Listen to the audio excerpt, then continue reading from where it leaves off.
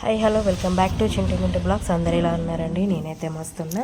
ఇది సప్త శనివారాల రథం అండి, 8వ శనివారం. ఒక 7 మందికి వాయినం ఇచ్చిందండి. ఇది మా అంగన్వాడీ మేడం ఉన్న అంగన్వాడీ ఆయమ్మ వాళ్ళకు వాయినం ఇచ్చిన. అసలుకైతే మా అమ్మకి ఇద్దామనుకున్నా ఫస్ట్, కానీ మా అమ్మ వాళ్ళకి రీసెంట్గా మా తాతయ్య చనిపోయి చుట్టూ వచ్చిందండి. మా మమ్మీకి ఇవ్వకుండా అయిపోయింది. అదొక్కటే బాధ అనిపించింది నాకు బాగా.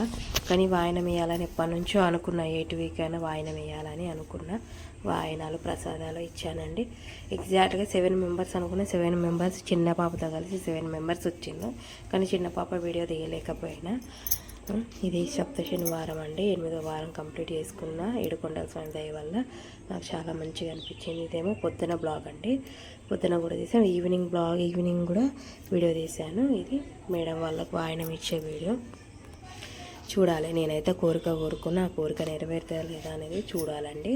నెక్స్ట్ ఒక తిరుపతికి పోయి ఇప్పుడు మనము కట్టిన ముడుపు అనేది అక్కడ ఏడుకొండల స్వామికి శ్రీవారికి అప్పచెప్పాలి.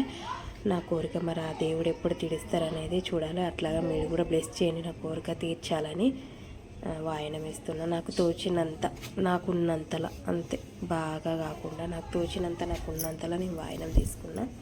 వాయనం ఇచ్చిన నాకు మంచిగా అనిపించింది. 8 శనివారాలు అయితే సక్సెస్ఫుల్గా కంప్లీట్ చేసిన.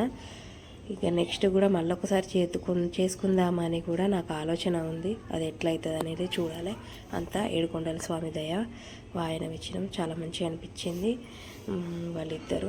నెక్స్ట్ మా ఇంటి ముందట ఆంటీ, తను కూడా పిలవంగానే వచ్చింది. నాకు మంచిగా అనిపించింది. ఇట్లా వస్తే మంచిగా అనిపిస్తుంది. మా దగ్గర పిలిస్తే ఎవరైనా వస్తారు, అది మనస్ఫూర్తిగా మనం పిలవాలి. చాలా బాగా అనిపించింది నాకు. ఆంటీ కూడా మంచిగా ఉన్నారు. పిలిచాను.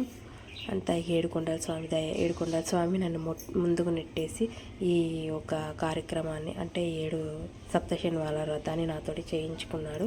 నా కోరిక తీరితే ఏడుకొండల స్వామికి నేను జన్మలో రుణపడి ఉంటాను. నాకు చాలా మంచిగా అనిపించింది.